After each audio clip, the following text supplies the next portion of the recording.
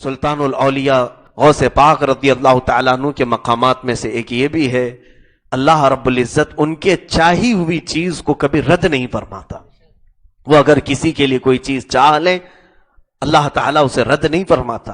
غوث پاک رضی اللہ تعالیٰ عنہ آپ کی ایک عادت کریمہ یہ بھی تھے کہ آپ بڑے قیمتی اور اچھے قسم کے جبے پہنا کرتے تھے، بہت قیمتی جبے ہوتے تھے.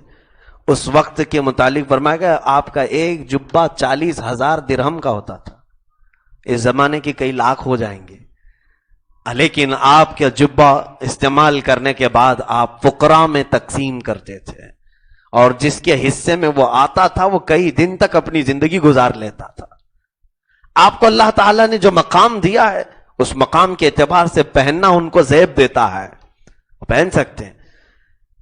لیکن ظاہر سی بات ہے جس کے پاس قیمتی چیز ہے اس پر نظر بھی تو ہوتی ہے. ایک مرتبہ آپ کے دولت خانے پر دوپہر کا وقت ہے، آپ آرام فرما ہیں، آپ کا جبہ چوری کرنے کے لیے ایک چور داخل ہو گیا، اندر آ گیا. آپ محو خواب ہیں، آنکھیں بند کیے ہوئے. چور ہلکے قدموں سے اندر داخل ہوا اور دروازے کی اوٹ پر آپ کا جبہ لگا ہوا تھا.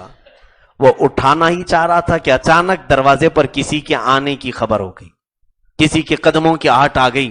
جلدی سے یہ دروازے کے پیچھے چھپ گیا، کوئی تو آ رہا ہے. آنے والا اندر آیا، زور سے اس نے سلام کیا، السلام علیکم یا شیخ عبد القادر جیلانی. آپ آنکھ کھولتے ہیں اور کہتے ہیں وعلیکم السلام، آپ پر بھی سلامتی ہو. آنے والے کون تھے؟ وہ حضرت خضر علیہ السلام تھے، سیدنا خضر علیہ السلام.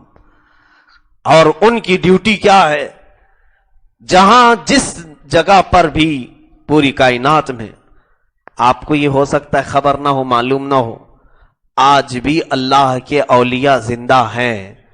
اور یہ حدیث پاک میں ہے اگر سارے اولیاء زمین سے چلے جائیں تو زمین سے سبزہ اگنا بھی بند ہو جائے گا، زمین سے سبزہ اگنا بند ہو جائے گا. آپ بھی زمین سبزے اگاتی ہے، اس کا مطلب ہے اولیاء ہیں. جب بھی کسی قطب کا انتقال ہوتا ہے حضرت خضر علیہ السلام اس قطب کی جگہ کسی دوسرے کو قطب وہاں پر متعین کرتے ہیں. ڈیوٹی متعین ہوتی، ہر علاقے میں ایک قطب ہوتے ہیں. وہ اولیاء کاملین کا ایک مقام ہے قطبیت کا. تو حضرت خضر علیہ السلام آئے اور غوث پاک سے کہنے لگے یا سلطان الاولیاء، اے اولیاء کے بادشاہ، بصرہ میں جو قطب تھے ان کا انتقال ہو گیا، دوسرے قطب کو آپ متعین کر دیں، کوئی دوسرا قطب آپ بھیج دیں. غوث پاک نے فرمایا وہ ہمارے دروازے کے پیچھے ایک قطب کھڑا ہے، اسے لے جائیں. جو دروازے کے پیچھے چھپا ہوا ہے اسے لے جائیں. حضرت خضر علیہ السلام نے دروازے کے پیچھے دیکھا تو یہ شخص جو چوری کرنے کے لیے گئے تھے اب ان کی گھگی بن گئی، بالکل کپ کپی تاری ہو گئی. یہ کیا میرے ساتھ مذاق ہو رہا ہے؟ میں پکڑا گیا، اب میرے ساتھ کیا ہوگا؟ حضرت خضر علیہ السلام اس کا ہاتھ پکڑ کر کے باہر لاتے ہیں. وہ جبہ چھپایا ہی ہے، ابھی غوث پاک کا جو جبہ چرایا تھا وہ بغل میں چھپایا ہی ہے، ابھی بھی رکھا ہے.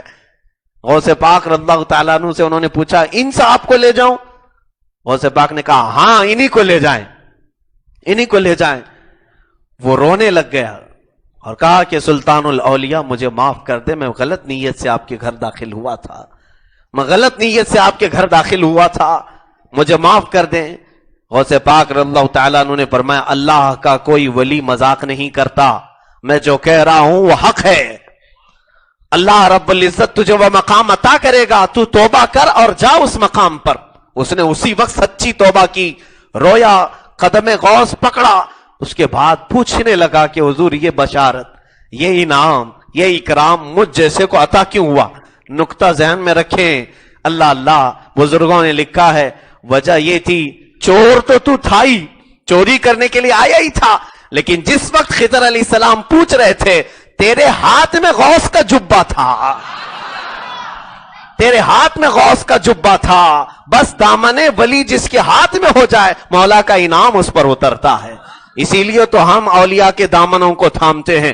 ہم کیا کہتے ہیں؟ غوث کا دامن. اسی لیے تو نہیں چھوڑنے کی بات کرتے ہم کہ جس کے ہاتھ میں آ جائے اللہ نے چاہا تو اسے ولایت بھی مل جائے. اعلیٰ حضرت نے اسی کو کہا ہے تجھ سے در سے سگ اور سگ سے ہے مجھ کو نسبت. میری گردن میں بھی ہے دور کا ڈورا تیرا, اس نشانی کے جو سگ ہیں نہیں مارے جاتے, حشر تک میرے گلے میں رہے پٹا تیرا. لوگوں خالی